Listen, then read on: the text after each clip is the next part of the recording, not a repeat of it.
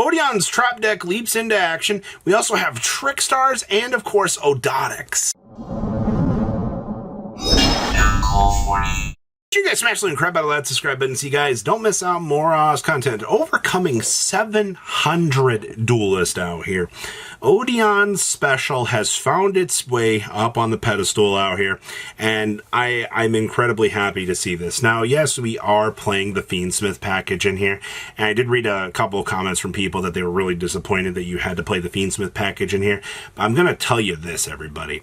You need to understand that good generic engines like this allow a deck like this to overcome its weaknesses. Now, obviously, you're still playing Last Judges. You still have the Man with the Marks, which is by far going to be your best normal summon that you can have in here. But you've also got cleanup cards like Ultimate Slayer so that you can, deal with the BS that is going to be the big boards. But then you've also got things like this as well. Evenly, I think this is the first time we've seen Evenly actually be a useful card out here, overcoming some of the BS that the meta kind of presents itself with. You also get the chance to play, Dominus Purge in here as well because, Earth, you're not really going to get punished too harshly by this, but we've also slimmed down a lot on the extra stuff in here. You do get to see Apophis doing what Apophis does best, but the thing is, you just want to loop back the swamp deities to get the advantage so these cards can do the thing. Also, the Statue of Anguish pattern is kind of a stupid card. Now, in terms of what the Odion package is bringing you, we're just using basically the Divine Serpent of Apophis here to actually, set you up and actually do what you need to do. Now, obviously, as long as you've got two monsters that mention Temple of the Kings, you're going to be making this thing relatively easily, and that shouldn't really be much of a problem. Outside of that, I mean, you're cutting back on a lot of the fat, which in my opinion is good. You need this deck to be able to perform and do what it needs to do, and I think that once again, that's what you wanted to see. You wanted Odion to perform. It's doing its job. Now, we've also got this. This is, I think, the pile that really took me by surprise over the weekend here. We had Trickstars making a top 16 appearance out of a regional, which is kind of mind-boggling to me because you don't really see people excited to play Trickstar. I mean, like, you do see people talking about it, but it's not at the point that this deck is, exciting people or getting them like, oh my gosh, this is crazy. It's like, in terms of what this deck is doing, obviously, you still have taps the screen, the Trickstar Reincarnation, Droll and Lockbird shenanigans. We've seen how incredibly stupid that Droll and Reincarnation can be, but that cannot be this deck's identity. You have to be able to do other things and other interactions in order to, play the game. It's also where you're seeing things like the Herald of Orange Light in here being that hand trap of choice to help you detour and punish your opponent. That's why, we like Herald of Orange Light. And also, I mean, everything's a frickin' fairy in here, man. You'll be able to fire off Herald of Orange Light relatively easily.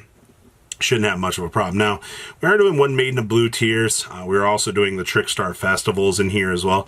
Don't underestimate the token generation that this gets, but we're also dedicating some love to the Trickstar Fusion in here as well. The Trickstar does give you access to Dromantis, and then, of course, you just generically kind of start to do what your deck needs to do, which is fire down on the opponent. I like this deck a lot. If you want something that's going to feel a little bit more unique in the way that the game kind of has been, and you just want some good generic hand traps able to kind of use Reincarnation to take away your opponent's hand and also Droll and Lockbird tee them, I think that this is the pile that you're going to be looking at for probably the best results. I'm just happy to see that we got some love out here for Trickstar. Next up, Ogdoadic Mitsarugi. I've been following the tale of this Ogdoadic duelist.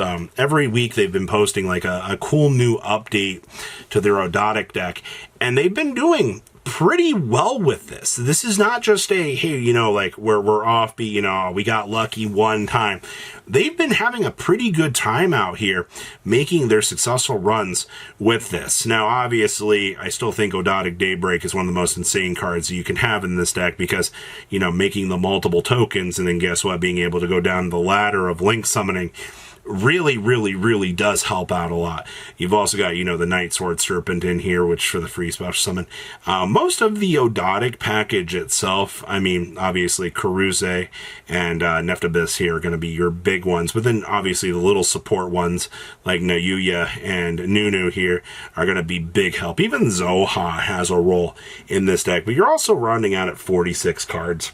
I also wonder how many times this got ashed. Because, like, the top 32 is going to put you at, like, an X2, X2-1 range, typically. And Snake Rain's one of those cards on the regional level that I swear I'm going to get blown out of the water when this gets ashed. But, I mean, like, this deck actually has plays now.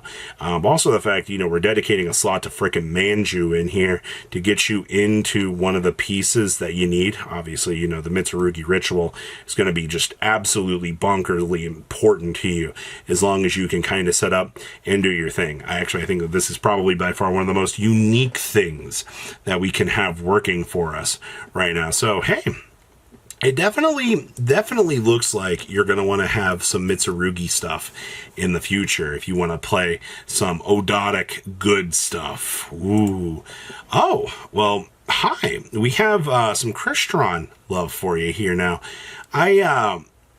If you are looking for a budget deck right now, ever since all the Crystron cards got reprinted, this deck is honestly, looking at this, I think the most expensive card in the main deck is probably going to be Droplets at like $7 a piece on. Actually, no, imperms are like 4s.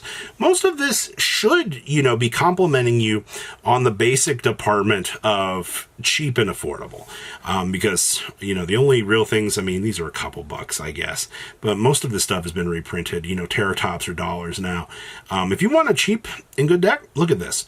In terms of your side deck, yes, you do get to play Dark Strike Fighter. Yes, Dark Strike Fighter is 4-time. Yes, Dark Strike Fighter is an important piece of this deck in some of these lists.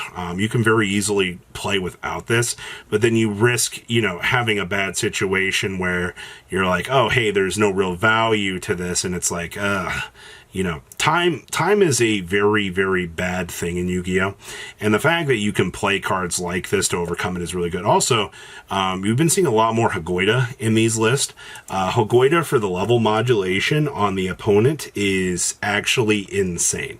To the people that don't understand this, yes, this is for Rizal. Yes, this comes up. Yes, this is a hilarious interaction that really shouldn't be coming up, but it actually, it steals games just on the premise of it actually being a card that you can pull out of nowhere. So don't forget how incredibly good this card can actually be.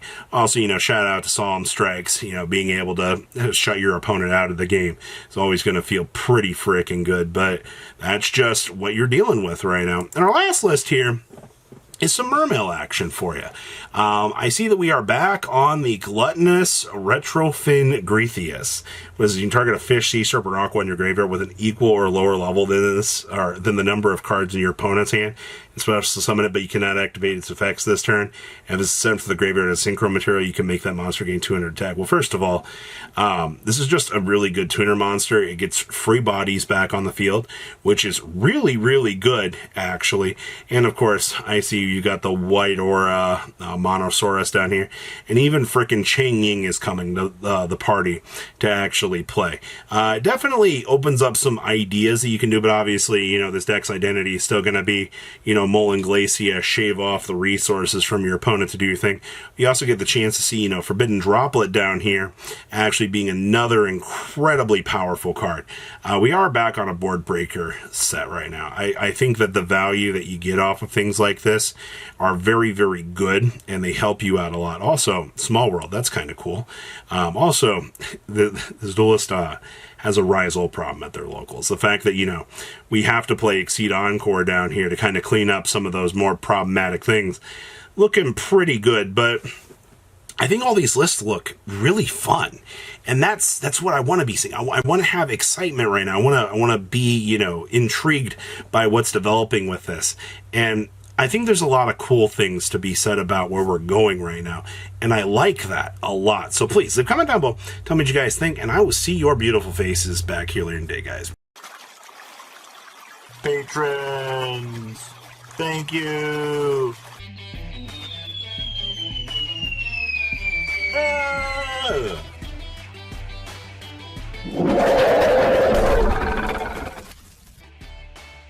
Thank you so much for watching. Check out these other videos.